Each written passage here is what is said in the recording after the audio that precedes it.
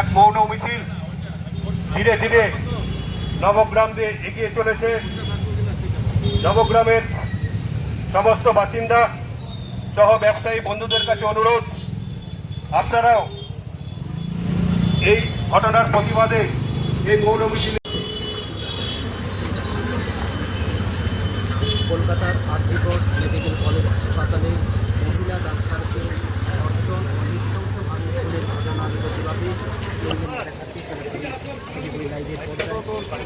প্রত্যেকের হাতেই রয়েছে মোমবাতি, তারা কিন্তু মোমবাতি জ্বালিয়ে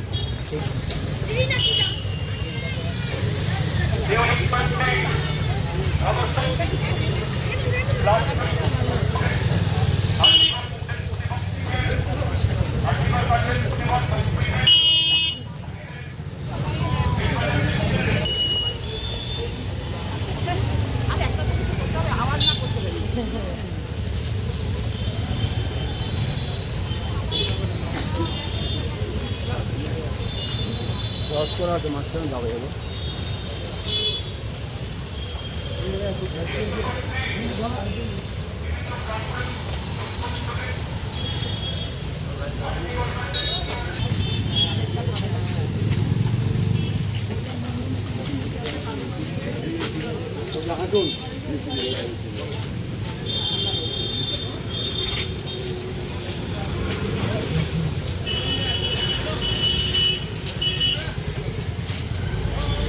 আসবে